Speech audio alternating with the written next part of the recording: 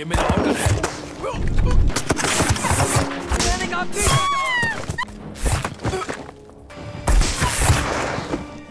একজন হাই স্কুলের ম্যাথের টিচার, যার কাজ হচ্ছে বাচ্চাদেরকে শিক্ষা দেওয়া।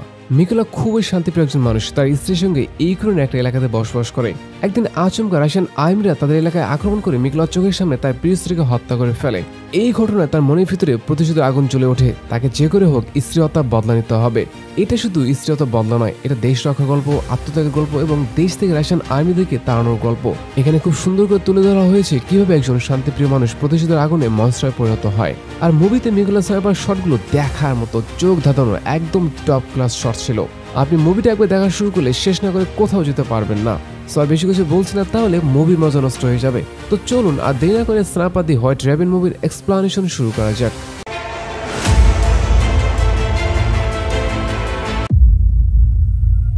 সিনেমার শুরুতে ইউক্রেনের শান্তিপ্রিয় ডনবাস এলাকার একটা সাধারণ বাড়িকে দেখানো হয়। এই বাড়িতে আমাদের সিনেমার নায়ক মিকোলা এবং তার স্ত্রী নাস্তিয়া বসবাস করে।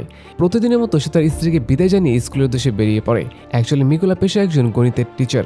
সে খুবই ভদ্র এবং শান্তিপ্রিয় একজন মানুষ, মানে তার কোনো প্রকার ঝামেলা পছন্দ না। তো মিকোলা স্কুলে গিয়ে জানতে পারে যে রাশিয়ান সৈন্যরা তাদের দেশে আক্রমণ করে ক্রিমিয়া শহর দখল করে নিয়েছে। এখন আস্তে আস্তে পুরো দেশ দখলের পায়তারা করছে। সে যাই হোক, এরপর সে যখন রুমে গিয়ে ক্লাস নিচ্ছিল তখন ইভান নামের একজন স্টুডেন্টকে ডিস্টার্ব করতে দেখা যায়। অ্যাকচুয়ালি মিকোলা নতুন এই স্কুলে ট্রান্সফার হয়ে আসার জন্য তাকে সবসময় পেন দেওয়া হয়। বাট মিকোলা তার কথা তেমন গায়ে না লাগিয়ে প্রতিনিয়ত তার সঙ্গে ভালো আচরণ করে যাচ্ছে। এখন রাতের বেলা সে বাসায় ফিরে জানতে পারে যে তার বউ প্রেগনেন্ট, সে বাবা হতে চলেছে। বাবা হওয়ার খুশিতে তারা দুজনে সারা রাত গান গেয়ে পার্টি করে। আসলে বাবা মা হওয়ার মজাটাই অন্যরকম। যাদের সন্তান নেই তারাই বুঝে সন্তান না থাকার কি যন্ত্রণা। রাতের বেলা ঘুমানোর সময় নাচতে তাকে একটা অ্যামুলেট উপহার দেয়, যেটা অনেকটা মূর্তি টাইপ। এটা সবাই মনে রাখেন, ঠিক আছে? পরের দিন মিকোলা যখন সাইকেল যোগে স্কুলে যাচ্ছিল তখন লক্ষ্য করে যে কিছু সৈন্য তার বাড়ির সামনে দাঁড়িয়ে রয়েছে।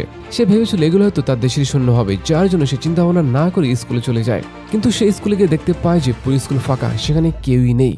এরপর মিকোলা একটা টিভিতে দেখতে পায় যে রাশিয়ান সৈন্যরা তাদের শহরকে নিজের দখলে নিয়েছে। নিউজটা দেখা মাত্র তার মনে পড়ে সে আসার সময় যে সৈন্যদেরকে দেখেছিল তারা ইউক্রেন নয় বরং রাশিয়ান সৈন্য ছিল। তার মনে ভয় হয় রাশিয়ান সৈন্যরা তার বাড়িটা খুঁজে পেলে তার স্ত্রী ক্ষতি করতে পারে। অতএব সে কোনো প্রকার দেরি না করে তৎক্ষণাৎ বাড়ির উদ্দেশ্যে বেরিয়ে পড়ে। সে বাড়ি থেকে লক্ষ্য করে যে দুজন রাশিয়ান সৈন্য তার স্ত্রীকে বেধড়কভাবে পেটাচ্ছে। মিকোলা তাদেরকে মারতে নিষেধ করলে তারা উল্টো তাকে মারতে শুরু করে। সে তাদেরকে জানায় তার স্ত্রী প্রেগনেন্ট, তাকে যেন না মারা হয়। কিন্তু রাশিয়ান সৈন্যরা তার কথা গায়ে না লাগিয়ে তাদেরকে ইচ্ছে মতো ধোলাই করে ঘরের ভিতরে চলে যায়, সেখানে আরও কেউ লুকিয়ে রয়েছে কিনা সেটা দেখার জন্য। তবে ঘরের মধ্যে তেমন কিছু না পেয়ে পুরো ঘরের ভিতরে আগুন লাগিয়ে সেখান থেকে চলে যেতে শুরু করে। এদিকে নাস্তিয়ার চোখের সামনে তাদের স্বপ্নের ঘরকে পড়তে দেখে তার প্রচন্ড রাগ হয়। সে একটা পাথর নিয়ে রাশিয়ান সৈন্যদেরকে মারতে গেলে তার নাস্তিয়াকে শুট করে মেরে ফেলে। এই ঘটনায় মিকোলা তার প্রিয় স্ত্রীকে হারিয়ে প্রচন্ড কষ্ট পায়। তার চোখের সামনে তার প্রিয়তমাকে হত্যা করা হলো, অথচ সে কিছু করতে পারল না। সে তার স্ত্রীকে জড়িয়ে ধরে কান্নায় ভেঙে পড়ে। এরপর রাত ঘুরে সকাল হলে দুজন ইউক্রেনের সৈন্য সেখানে হাজির। তারা মিকোলা ডকুমেন্ট চেক করে বুঝতে পারে যে তারা এই এলাকারই বাসিন্দা। এরপর তারা সবাই মিলে নাস্তিয়াকে মাটি করে কবর দিয়ে দেয়। এখন মিকোলার কাছে হারানোর মতো কিছু নেই। তার থাকার জন্য যে ঘরটা ছিল সেটাও পুরোপুরি শেষ। আর যাকে নিয়ে সারা জীবন থাকতে চেয়েছিল তাকেও রাশিয়ান সৈন্যরা মেরে ফেলেছে। এখন আর তার কাছে হারানোর মতো কোনো কিছু বাকি নেই। অতএব সে ইউক্রেনের আর্মিদের সঙ্গে গাড়িতে করে তাদের বেঁচে চলে যায়। কমান্ডার মিকোলাকে দেখে তার বাকি সৈন্যদের উপরে প্রচন্ড খেপে যায়। সে তাদেরকে বলতে শুরু করে, তোমাদের কমন সেন্স বলতে কিচ্ছু নেই, তোমরা কি জন্য তাকে আমাদের বেঁচে নিয়ে আসলে? সে যদি রাশিয়ানদের স্পাই হয় তাহলে কি হবে? তোমাদেরকে এতবার বলা সত্ত্বেও তোমরা কেন বোঝো না? দূর থেকে মিকোলা কমান্ডারকে রাগারাগি করতে দেখে সে তার কাছে গিয়ে জানায়, আমি কোনো রাশিয়ান স্পাই নই। রাশিয়ান সৈন্যরা আমার স্ত্রীকে হত্যা করেছে, তারা আমার বাড়ি ঘর পুড়িয়ে দিয়েছে, তারা আমার দেশে আক্রমণ করেছে। আমি তাদেরকে যে কোনো মূল্যে হোক এই দেশ থেকে তাড়িয়ে দিব। মিকোলা চোখে মুখে প্রতিশোধের আগুন দেখে কমান্ডার তাকে ইউক্রেনের একজন সৈন্য হিসেবে সিলেক্ট করে। এরপর সবার মতো তাকে ট্রেনিং দেওয়া হয়, কিন্তু দীর্ঘদিন ট্রেনিং দেওয়া হলেও সে ভালোভাবে সবকিছু রপ্ত করতে পারছিল না।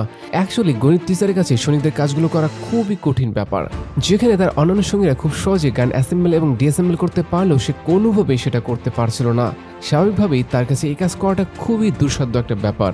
তো যাই হোক, রাতের বেলা ট্রেনিং করার সময় সে কমান্ডারকে জানায় তার সিক্রেট কোড নেম হচ্ছে রেভেন। কমান্ডার জানায়, এই নামটা তুমি না বরং আমরা তোমাকে দেব, তবে এর আগে অবশ্যই তোমাকে প্রমাণ করতে হবে যে তুমি এই নামের যোগ্য। কমান্ডারের কথা শুনে মিকোলার মনে প্রচন্ড জেদ চাপে, তাকে যে করে হোক নিজেকে প্রুভ করতে হবে। যথারীতি সে আরো কঠোরভাবে ট্রেনিং করতে শুরু করে এবং বিরতির সময় নিজের রুমে গিয়ে গান অ্যাসেম্বল করার চেষ্টা করে। প্রথমের দিকে তার কিছুটা সময় লাগছিল এবং ভুলও হচ্ছিল, বাট প্রতিনিয়ত গান অ্যাসেম্বল করার ফলে সে এই কাজে এক্সপার্ট হতে শুরু করে।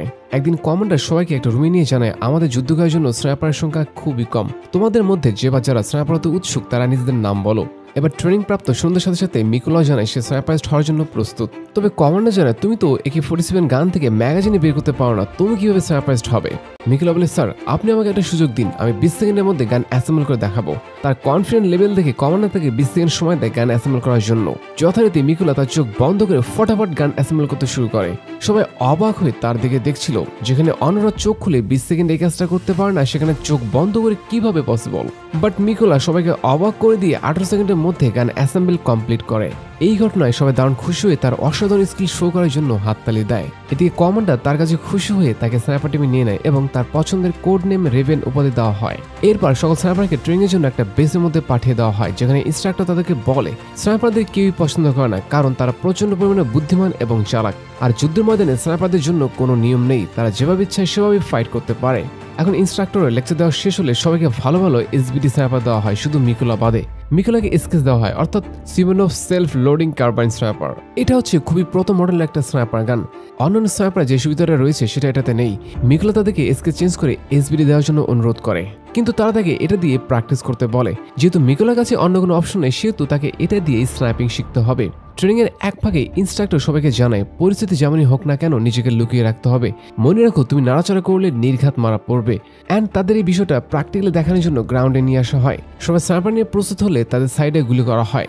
যদি গুলি করার পর তারা 1 ইঞ্চও না সরে তাহলে তারা এই পরীক্ষাতে পাশ করবে, আর কোনোভাবে তারা যদি বডি নাড়াচাড়া করে তাহলে মাইনাস পেয়ে ফেল করবে। যথারীতি 6 জন স্নাইপারের সাইডে শুট করা হলে 3 জন পরিস্থিতি নিয়ন্ত্রণ করতে না পেরে ফেল করে।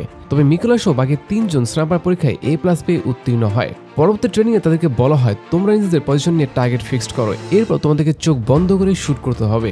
মানে একবার তাদেরকে নিশানা দেখিয়ে আন্দাজে শুট করতে হবে। অতএব সবাই স্নাইপার দিয়ে নিজের সামনে রাখা ব্ল্যাক মার্ক টার্গেট ফিক্সড করে। পরপর সবাই এই পরীক্ষাতে পাশ করতে পারলেও মিকোলা ফেল করে। অ্যাকচুয়ালি তার কাছে যে বন্দুক ছিল সেটা যথেষ্ট পুরাতন, এটা দিয়ে টার্গেটে হিট করাটা খুবই কঠিন একটা ব্যাপার। পরদিন ক্লাস করার সময় ইনস্ট্রাক্টর সবাইকে একটা বিষয় বলে যে তোমাদের টার্গেট ফিক্স করার আগে দূর থেকে ফলো করতে হবে। টার্গেট যদি সাইজে ছোট হয় তবুও সেটাকে বড় করে দেখতে হবে। এবার সে একটা টার্গেট অনুমান করে তাদেরকে ক্যালকুলেশন বের করতে বলে। সবাই উত্তর বলার আগে মিকোলা উত্তর দিয়ে দেয়। যেহেতু সে একজন ম্যাথের টিচার, কাজে তার কাছে এই সামান্য ক্যালকুলেশন কোনো ব্যাপারই না। পরদিন রাতের বেলা ইনস্ট্রাক্টর তাদেরকে বলে আমি ফ্লাই গান ছোড়া মাত্রই তোমরা সেই আলোটাকে কাজে লাগিয়ে টার্গেটে হিট করবে। মানে প্রত্যেকটা স্নাইপারের কাছে মাত্র 2 সেকেন্ড সময় থাকবে টার্গেটে হিট করার জন্য। কাজেই এটা সবার জন্য খুবই কঠিন একটা পরীক্ষা। যথারীতি ইনস্ট্রাক্টর ফ্লাই গান ছোড়া মাত্রই সবাই টার্গেটে হিট করে, কিন্তু তাদের মধ্যে 3 জন টার্গেটে লাগাতে পারলেও মিকোলা সহ বাকি 3 জন হিট করতে ব্যর্থ হয়। এরপর ইনস্ট্রাক্টর সবাইকে স্নাইপার জমা দিয়ে রুমে যেতে বলে, কারণ এটাই তাদের শেষ পরীক্ষা ছিল। একে একে সবাই উঠে গেল, মিকোলা তখনও স্নাইপার নিয়ে নিজের পজিশনে রয়েছে। ইনস্ট্রাক্টর বলে তুমি যাচ্ছ না কেন, তোমার কি সমস্যা? মিকোলা তাকে জানায় আমি তো এখনো শুট করিনি, আমাকে আগে শুট করতে দিন তারপর না হয় যাবো। এবার মিকোলা অন্ধকারের ভিতরে নিজের স্কিল কাজে লাগিয়ে টার্গেটে হিট করতে সক্ষম হয়। তার এমন অসাধারণ স্কিল দেখে ইনস্ট্রাক্টর সবাইকে 1 পয়েন্ট করে দিল, তাকে 3 পয়েন্ট দেয়। পরদিন সকালে ইনস্ট্রাক্টর বা কর্নেল সব রেজাল্ট ঘোষণা করে, যেখানে মিকোলা ফার্স্ট। তাদের ট্রেনিং শেষ, এবার যুদ্ধে যাওয়ার পালা। লেফটেন্যান্ট কর্নেল 5 জন স্নাইপার এবং মিকোলাকে নিয়ে একটা ব্রিজের থেকে 400 মিটার দূরে চলে যায়। বলে রাখা ভালো যে সেই ব্রিজটা আবার রাশিয়ান সৈন্যদের দখলে। এখন রাশিয়ান সৈন্যদেরকে মেরে সেই ব্রিজটা উদ্ধার করতে হবে। যথারীতি মিকোলারা সবাই স্নাইপার দিয়ে তাদেরকে নিশানা করতে শুরু করে। এই সময় ব্রিজের কাছে একটা সিভিলিয়ান গাড়ি চলে আসলে রাশিয়ান সৈন্য বা আর্মিরা তাদেরকে আটকে দেয়। এরপর সেই সিভিলিয়ানদের গাড়ি থেকে বের করে জোর জবরদস্তি হেনস্থা করা হচ্ছিল দেখে কর্নেল সহ বাকি সবার প্রচন্ড রাগ হয়। অতএব তারা আর কোনো প্রকার দেরি না করে টপাটপ শুট করে সবগুলো মাথা উড়িয়ে দেয়। কিন্তু একটা রাশিয়ান আর্মি একজন মেয়ে সিভিলিয়ানকে হোস্টেস বানিয়ে মিকোলাদের শুট করতে নিষেধ করে। সে তাদেরকে হুমকি দেয় তাকে ছেড়ে দেওয়া না হলে মেয়েটাকে মেরে ফেলবে। তবে রাশিয়ান আর্মিটা জানতো না যে তার সাথে কি হতে চলেছে। এদিকে দূর থেকে কর্নেল স্নাইপার দিয়ে রাশিয়ান আর্মিটাকে হেডশট দিয়ে দেয়। খেল খতম, 1 মিনিটে পুরো sniper squad wipe out. And এইভাবে তাদের প্রথম টাস্ক কমপ্লিট হয়। এটাই শেষ না, তাদেরকে আরো বহু টাস্ক কমপ্লিট করতে হবে। যতদিন রাশিয়ান আর্মিরা তাদের দেশে রয়েছে ততদিন টাস্ক চলতে থাকবে। রাতের বেলা মিকোলা বেশি করে জানতে পারে যে তার বাকি সঙ্গীদেরকে অন্য একটা জায়গাতে মিশনে পাঠানো হয়েছে। মানে সেই জায়গাতে কিছু রাশিয়ান আর্মি রয়েছে যাদেরকে মারতে হবে। এরপর মিকোলা আর কিছু না বলে ক্লান্ত শরীর নিয়ে ঘুমিয়ে পড়ে। পরদিন সকালে মিকোলা বাইরে এসে বাকি সৈন্যদের কাছে থেকে জানতে পারে যে গতকাল রাশিয়ান স্নাইপার হাতে তাদের একজন স্নাইপার মারা গিয়েছে। রাশিয়ান সেই স্নাইপার নাম হচ্ছে সিয়েরি। সে খুব দুর্দর্শ এবং চৌখুশো বটে। তার স্নাইপার স্কিল মাথা নষ্ট করা। এই পর্যন্ত সে কোনো মিশনে গিয়ে ফেল করেনি। তার সামনে যে আসুক না কেন সেই মারা পড়ে। কাজে মিকোলাদের প্রথম টার্গেট হচ্ছে সিয়েরাকে মারতে হবে। রাতেবেলা কমান্ডার কর্নেলকে একটা মিশনে যাওয়ার কথা বলে। মূলত ট্রেঞ্চ উপত্যকায় কিছু রাশিয়ান আর্মি রয়েছে যারা সেখানে প্রতিনিয়ত প্যাট্রোলিং করে। তাদেরকে খুব দ্রুত না মারতে পারলে ওখানে বেস তৈরি করবে। কাজে কর্নেলকে দায়িত্ব দেওয়া হয় ট্রেঞ্চে গিয়ে সেখানকার আর্মিদেরকে হত্যা করতে হবে। যথারীতি কর্নেল কিছু স্নাইপার এবং মিকোলাকে নিয়ে ট্রেঞ্চে গিয়ে মাইন পুঁতে রাখে। এরপর তারা সবাই যার যার মতো পজিশন নিয়ে রাশিয়ান আর্মিদের আসার জন্য অপেক্ষা করতে শুরু করে। কিছুক্ষণ পরে সেখানে একদল রাশিয়ান সৈন্য আসে, যেখানে ইভানও ছিল। মানে ইভান মির্জাফরি করে রাশিয়ান আর্মিতে যোগদান করেছে। এবার রাশিয়ান আর্মিরা মাইনের কাছে আসা মাত্রই মাইন ব্লাস্ট হয়ে সবাই মারা যায়। এখান থেকে যে তারা পালাবে তার কোনো অপশন নেই। মাইন ব্লাস্ট হয়ে সবাই জ্বলে পুড়ে ছারখার হয়ে যায়। এরপর সবাই মিশন কমপ্লিট করে বেসে ফিরে আসে। রাতেবেলা কর্নেল মিকোলাকে তার পরিবারের স্টোরিটা বলে। তার পরিবারের স্ত্রী আমা এবং 2 জন মেয়ে রয়েছে। তারা কেউ জানে না যে সে এমন ভয়ানক মিশনের মধ্যে দিয়ে যাচ্ছে। পরিবারকে সে বলেছে বিজনেসের কাজে তাকে দেশে দেশে ঘুরে বেড়াতে হচ্ছে, কিন্তু বাস্তবতা সম্পূর্ণ ভিন্ন। এখন মিকোলাও তার কাহিনীটা বলে কিভাবে তার পরিবারকে রাশিয়ান আর্মিরা হত্যা করেছে। যাই হোক, পরদিন সকালবেলা কর্নেল এবং মিকোলা স্নাইপার নিয়ে আরেকটা মিশনে চলে যায়। তাদেরকে আগে থেকে বলা হয়েছিল এখানে রাশিয়ান বিখ্যাত স্নাইপার সিয়েরা এবং তার কিছু সৈন্য রয়েছে, কাজেই এখানে কোনো প্রকার ভুল করলে নির্ঘাত মৃত্যু। মিকোলা যখন স্নাইপার নিয়ে চারদিকে নজর রাখছিল তখন তার সামনে 2 জন রাশিয়ান সৈন্য চলে আসে। এরা আর কি নয়, এরাই হচ্ছে সে 2 জন রাশিয়ান আর্মি যারা তার স্ত্রী নাস্তিয়াকে মেরেছিল। তাদেরকে দেখা মাত্রই মিকোলার প্রচন্ড রাগ হয়। সে তাদেরকে শুট করার জন্য প্রস্তুতি নিয়ে কর্নেল কাছে পারমিশন চায়, বাট কর্নেল বলে নো, এখন কোনোভাবেই শুট করা যাবে না, কারণ তুমি এখন শুট করলে সেরা আমাদের লোকেশন ট্র্যাক করে ফেলবে, আর একবার সে আমাদের লোকেশন পেয়ে গেলে আমরা কেউই বাঁচবো না। তবে মিকোলার মনে প্রচন্ড জেদ চাপে। তার স্ত্রীর হত্যাকারীর দিকে সামনে দেখে তার শরীর রক্ত গরম হয়ে যায়। অতএব সে তার বসের অর্ডার না মেনে একজন রাশিয়ান আর্মির মাথায় হেডশট মেরে দেয়। অপরজনকে শুট করার আগে সে গাছের আড়ালে লুকিয়ে পড়ে। এদিকে গুলির আওয়াজ পাওয়া মাত্রই সিয়েরা অ্যালার্ট হয়ে যায়। মিকোলা যেখান থেকে গুলি করেছিল সিয়েরা সেখানে শুট করে দিলে কর্নেলের বুকে গুলি লেগে সেও না ফেরার দেশে চলে যায়। এই সময় আবার রাশিয়ান আর্মিরা মিকোলার উপরে মেশিন গান দিয়ে বোম ফেলতে শুরু করে। পরিস্থিতি প্রচন্ড খারাপের দিকে চলে যায়। এখানে আর কিছুক্ষণ থাকা মানে বোমের আঘাতে মারা পড়বে, নয়তো সিয়েরা তাকে মেরে দিবে। অতএব মিকোলা কোন রকমে কর্নেলকে ব্যাকআপ বানিয়ে সেখান থেকে পালিয়ে বেঁচে ফিরে আসে। কর্নেল মারা গিয়েছে, তার মৃত্যুর জন্য দায়ী হচ্ছে মিকোলার পাগলামি। মিকোলা পাগলামি না করলে আজকে কর্নেল জীবিত থাকতো। নিজের পাগলামি এবং কর্নেলের মৃত্যুর জন্য মিকোলা নিজেকে দোষ দিতে থাকে। সে কোনোভাবে কর্নেলের মৃত্যুটাকে মানতে পারছিল না। সে মনে মনে প্রতিজ্ঞা করে কর্নেলকে যে মেরেছে তাদের কাছ থেকে অবশ্যই সে প্রতিশোধ নিবে। এর 2 দিন পর মিকোলাকে বলা হয় গোপন একটা স্থানে 2 জন রাশিয়ান স্নাইপার ওত পেতে রয়েছে, তারা আমাদের কিছু সৈন্যকে মেরেছে, তোমার দায়িত্ব হচ্ছে ওই স্থানে গিয়ে তাদেরকে মেরে ফেলা। যথারীতি মিকোলা সেই স্থানে গিয়ে রাশিয়ান স্নাইপারদেরকে খুঁজতে শুরু করে। একটা পর্যায়ে মিকোলা একজনের মাথায় হেডশট মেরে ডাউন করে দেয়, কিন্তু দূর থেকে আরেকজন স্নাইপার তার দিকে লক্ষ্য করে শুট করলে সেটা তার হাত ভেদ করে বের হয়ে যায়। সেই স্নাইপারটা আবারও জেনে শুট করতে যাবে, ঠিক তখনই মিকোলা তাকে আবারও হেডশট দিয়ে দেয়। মানে 2 শটে 2 কিল। তার মিশন কমপ্লিট। এরপর সে তার বেসে ফিরে গিয়ে আরাম করতে শুরু করে। তার মনে জ্বলছে প্রতিশোধের আগুন। সে যে করে হোক সিয়েরাকে মারতে চায়। যতক্ষণ পর্যন্ত সে তাকে না মারছে ততক্ষণ পর্যন্ত তার মনে শান্তি আসবে না। তো পরদিন কমান্ডার সকলকে নিয়ে একটা মিটিং করে জানায় গতকাল সিয়েরা আমাদের 2 জন স্নাইপারকে শুট করেছে। ইন্টারেস্টিং বিষয় হচ্ছে সে একই বিল্ডিং থেকে শুট করেছে, মানে সে তার জায়গা পরিবর্তন করেনি। যদি আজকের মধ্যে আমরা সেখানে গিয়ে তার উপরে অ্যাটাক করি তাহলে তাকে মারা পসিবল, কিন্তু তাকে মারা এতটাও সহজ হবে না যতটা সহজ করে আমরা বলছি। এই পর্যন্ত সিয়েরা আমাদের 5 জন স্নাইপার এবং 3 জন এক্সপার্ট মেশিনম্যানকে মেরেছে, কাজে আমাদের যে করে হোক তাকে মারতেই হবে। বর্তমানে সে যে বিল্ডিং অবস্থান করছে ওখানে মোট 10 জন রাশিয়ান সৈন্য রয়েছে। 7 জন সৈন্য বিল্ডিং এর নিচে থেকে পাহারা দিচ্ছে এবং বাকি 3 জন বিল্ডিং এর উপরে। এখন তোমাদের দায়িত্ব হচ্ছে নিচের 5 জনকে শুট করে ক্লিয়ার করবে, আর বাদ বাকি 5 জনকে মিকোলা দেখে নিবে। এই হচ্ছে সিম্পল প্ল্যানিং। আর হ্যাঁ, এই কাজে যেন কোনো প্রকার ভুল না হয়। যদি সামান্য ভুলও করে বসো তাহলে কেউই বাঁচতে পারবে না। আর তাকে সহজ করে দেখারও কিছু নেই। বর্তমানে রাশিয়ার সবচেয়ে সেরা স্নাইপার হচ্ছে সিয়েরি, কাজে সবাইকে অ্যালার্ট হয়ে কাজ করতে হবে। যথারীতি সবাই প্রস্তুতি নিয়ে বিল্ডিং এর উদ্দেশ্যে বেরিয়ে পড়ে। মিকোলা বিল্ডিং এর পিছন দিক থেকে যাচ্ছিল, আর বাকি স্নাইপাররা বিল্ডিং এর সাইড থেকে। এদিকে স্নাইপাররা বিল্ডিং এর বাইরে পাহাড়ে থাকা গার্ডদেরকে নিশানা বানিয়ে সবাই শুট করার জন্য প্রস্তুত। এদিকে বিল্ডিং এর ভিতর থেকে রাশিয়ান স্নাইপাররা চারিদিকে নজর রাখছিল যে কোথা থেকে শুট করা হচ্ছে বা কোথা থেকে শুট করা হবে। অন্যদিকে ইউক্রেনের স্নাইপাররা সুযোগ বুঝে টপটপ 5 জন গার্ডের মাথায় শুট করে ওখানে মেরে ফেলে। মানে 2 সেকেন্ডের মধ্যে পুরো স্কোয়াড ফিনিশ। এদিকে মিকোলা একটা শটগান দিয়ে 2 জন রাশিয়ান আর্মিকে শুট করে মেরে ফেলে, যাদের মধ্যে একজন তার স্ত্রীকে হত্যা করেছিল। মানে সে তার স্ত্রী হত্যাকারীদেরকে মারতে পেরেছে। তার প্রতিশোধ কমপ্লিট, কিন্তু এখন দেশকে রক্ষা করতে হবে। এরপর সে ওখান থেকে একটা স্নাইপার দিয়ে একজন রাশিয়ান স্নাইপারিস্টকে শুট করে মেরে ফেলে। এখন শুধু বাকি রয়েছে বাকি 2 জন রাশিয়ান স্নাইপার। অন্যদিক থেকে সিয়েরি কোনোভাবে তার বাকি আর্মিদের সঙ্গে কন্ট্যাক্ট করতে পারছিল না। সে বুঝতে পারছিল না যে আসলে তাদের সাথে কি হয়েছে। এবার সে বাইরে চলে যায় কি হয়েছে সেটা চেক করার জন্য। সে বাইরে আসা মাত্র লক্ষ্য করে যে একজন স্নাইপার মাটিতে পড়ে রয়েছে এবং বাকি গার্ডদেরকে খুবই নির্মমভাবে হত্যা করা হয়েছে। এই ঘটনায় সিয়েরি আর কোনো প্রকার দেরি না করে ব্যাকআপ টিমকে সেখানে আসতে বলে। আগামী 10 মিনিটের মধ্যে ব্যাকআপ টিম সেখানে চলে আসবে।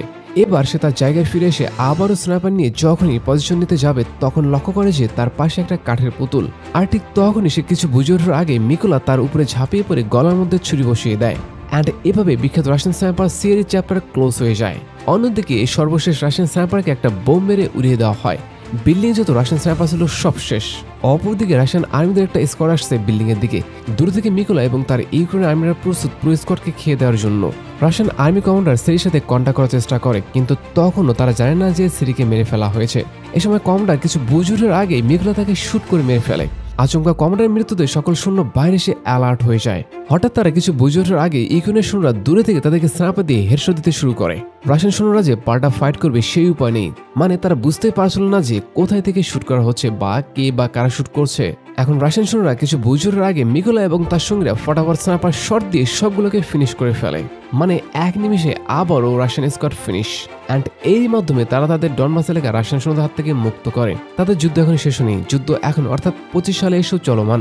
আমরা কেউ জানি না যে যুদ্ধ কবে শেষ হবে, বাট একদিন শেষ হবেই।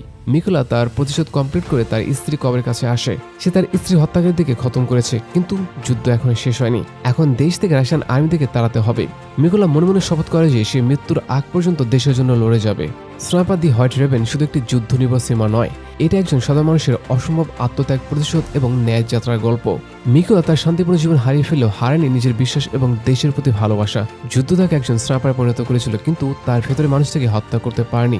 এই সিনেমা আমাদের মনে করিয়ে দেয় যখন একজন মানুষ সব হারায় তখনই সে সবচেয়ে বিপজ্জনক হয়ে ওঠে, কারণ তার হারানোর মতো আর কিছুই বাকি থাকে না। হোয়াইট রেভেন শুধু তার ছদ্মনাম নয়, বরং সেই প্রতীক যা বলে তুমি আলাদা, তুমি একা, কিন্তু তুমি অপরাজেয়। মিকোলা শুরুতে একজন সাধারণ মানুষ ছিল, প্রকৃতির প্রেমে পড়ে থাকা এক শিক্ষক, কিন্তু সময় তাকে যোদ্ধা বানিয়েছে। মিকোলার মতো একজন শান্তিপ্রিয় মানুষও যখন অস্ত্র হাতে তুলে নেয়, তখন বুঝতে হবে সামনে দাঁড়িয়ে থাকা অন্যায়টা কতটা ভয়ঙ্কর বা কতটা হিংস্র। পরিশেষে একটা কথা, আশা রাখে দুনিয়াতে যেন আর কোন প্রকার যুদ্ধ না বাঁধে, কারণ যুদ্ধের জন্য অনেক নিষ্পাপ মানুষকে মরতে হয় এবং অনেক মানুষের স্বপ্নকে বলিদান দিতে হয়। সো আজকে এই পর্যন্তই। সময় হচ্ছে বিদায় নেওয়ার, চাইলেও থাকতে পারবো না, বাট পরবর্তীতে আপনারা কি ধরনের বা কোন মুভির এক্সপ্লেন দেখতে চান সেটা কমেন্ট করে জানাতে পারেন, আমরা সেই মুভিগুলো এক্সপ্লেন করব। আজকের মধ্যে এখানে বিদায় নিচ্ছি, দেখা হচ্ছে পরবর্তী ভিডিওতে। সবাই সুস্থ থাকবেন, সুন্দর থাকবেন, আল্লাহ হাফেজ, বাই বাই, টাটা।